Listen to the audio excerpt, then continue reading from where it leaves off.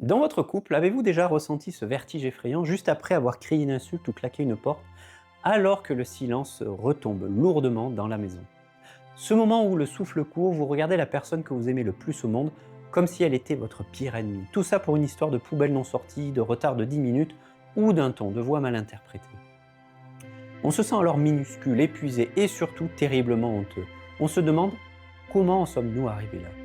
Comment deux êtres qui s'aiment peuvent-ils se dire des choses aussi atroces pour si peu? Je suis Jérémy Bessard, thérapeute de couple et sexothérapeute. Si vous vivez ces montagnes russes émotionnelles, si vos soirées virent au champ de mine, je veux que vous sachiez une chose, vous n'êtes ni un mauvais couple ni des gens toxiques. Vous êtes simplement pris au piège d'une dynamique qui vous dépasse. Aujourd'hui, j'aimerais vous aider à comprendre ce qui se joue vraiment derrière vos éclats de voix. Il y a une immense solitude dans la dispute répétitive. La maison devrait être un refuge. Pourtant, pour beaucoup, elle devient un lieu de guerre d'usure. Ce qui fait le plus mal dans ces disputes pour rien, c'est le sentiment d'impuissance. On sent la colère monter comme une vague, on voit les mots grossiers arriver, on sait qu'on va le regretter, mais on ne peut pas s'arrêter.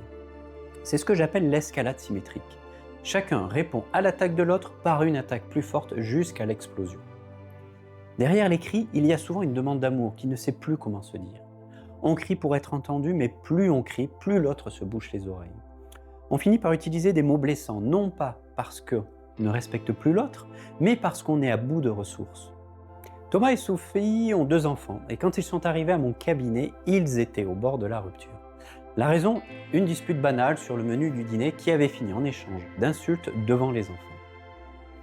Sophie me disait: quand il me parle sur ce ton condescendant, j'ai l'impression d'être sa bonne. Thomas lui répondait: je rentre fatigué, je cherche juste un peu de calme et je me fais agresser parce que je n'ai pas d'idée pour le repas. Ils s'aimaient, mais ils ne savaient plus se parler. Chaque micro-événement devenait le prétexte pour vider un sac à dos rempli de mois de frustration accumulée. Ils étaient devenus des experts pour appuyer là où ça fait mal. Pour aider Thomas et Sophie, et peut-être vous aujourd'hui, j'utilise un cheminement qui permet de descendre de la zone de combat pour revenir dans la zone de l'intimité.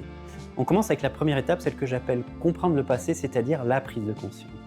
Pourquoi une simple remarque déclenche-t-elle une fureur noire? La réponse se trouve rarement dans le présent. Il est important de comprendre que l'autre devient souvent le miroir de nos blessures anciennes. Sophie ne réagissait pas seulement à Thomas, mais à l'image d'un père qu'il avait toujours rabaissé. Sa colère était une tentative désespérée de protéger la petite fille humaine. Vos disputes sont des théâtres où se rejouent vos histoires d'enfance. On ne se bat pas pour la vaisselle, on se bat pour savoir si l'on compte encore pour l'autre, si l'on est en sécurité. Je vous invite à vous poser ces 2 questions. Quand je sens cette colère monter, quel souvenir d'enfance cela réveille-t-il en moi? Qu'est-ce que j'essaie vraiment de dire à mon partenaire que je n'arrive pas à formuler sans crier? Ensuite, on passe à l'étape 2, celle que j'appelle agir au présent, c'est-à-dire changer concrètement les dynamiques. Une fois le pourquoi compris, il faut s'attaquer au comment. J'utilise ici des outils précis. La dispute est un système. Si l'un des deux change sa réaction, tout change. J'ai proposé à Thomas de dire dès que la tension monte, je sens qu'on va se faire du mal, je vais marcher 5 minutes et je reviens pour t'écouter. C'est casser la séquence de l'escalade.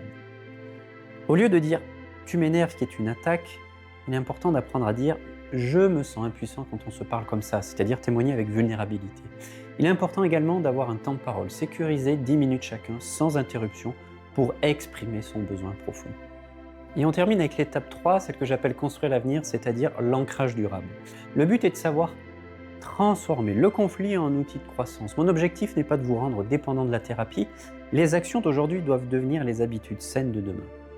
Thomas et Sophie ont réalisé qu'ils voulaient être un port de sécurité l'un pour l'autre. Chaque petit merci quotidien est une pierre posée sur ses fondations. Une dispute qui dégénère est souvent la preuve d'un amour qui ne sait plus comment se protéger. On ne crie pas sur quelqu'un qui nous est indifférent. Il est possible de retrouver le calme et de se dire les choses, même les plus difficiles, sans se détruire. Cela demande du courage. Le courage de poser les armes et de se dire « j'ai besoin de toi ». Faire un premier pas, c'est décider que votre amour est plus important que votre colère. Le désir de changement est là, mais je sais qu'il s'accompagne souvent d'hésitation. Franchir le cap d'un travail sur soi ou sur son couple demande un vrai courage. C'est pourquoi je vous offre une première consultation de 30 minutes gratuite en visio. Ce n'est pas qu'une simple prise de renseignement, que nous choisissions de travailler ensemble par la suite ou non. Ces 30 minutes sont un moment précieux pour déposer ce qui pèse vraiment, c'est-à-dire Mettre des mots enfin sur cette tension sourde ou ces non-dits qui se sont immiscés dans votre quotidien. Mais également éclairer les dynamiques invisibles. Je m'explique. Nous allons doucement explorer ce qui se joue sous la surface de vos conflits ou de votre distance et ensuite sentir si mon accompagnement résonne en vous. C'est-à-dire échanger sur la manière dont je peux vous guider, que ce soit en couple, mon individuel, à mon cabinet ou en visio. Mais peut-être que vous sentez encore l'hésitation. C'est normal, l'hésitation c'est souvent la voix de vos peurs profondes, mais si on l'écoute trop, on reste paralysé dans une situation qui, elle, ne fait qu'empirer. Imaginez ce sac à dos de souffrance et de non-dit que vous portez. Mon invitation, c'est de vous autoriser à le déposer. N'attendez pas que son poids devienne insupportable. Il n'y a pas de moment parfait, il n'y a que ce premier pas, courageux, vulnérable et sincère. Venez vous autoriser à vous retrouver avec plus de légèreté, de vérité et d'amour. Cette première consultation offerte est un moment que je vous réserve avec soin. Je vous invite à prendre un instant pour répondre à ces 3 questions fondamentales. Elles vous permettront de vous assurer que vous êtes prêt à vous engager dans un travail de fond et que mon accompagnement est le bon pour vous. Quel est le coût émotionnel de votre situation actuelle? Qu'attendez-vous réellement de cet accompagnement? Êtes-vous prêt à vous investir en temps, en énergie et en argent pour transformer durablement votre relation? Afin d'illustrer mes propos, j'ai choisi de vous partager quelques extraits de l'histoire de Thomas et Sophie, un couple que j'ai eu le privilège d'accompagner. Bien entendu, les extraits sont partagés avec leur accord et dans le respect de leur confidentialité, les prénoms ont été modifiés.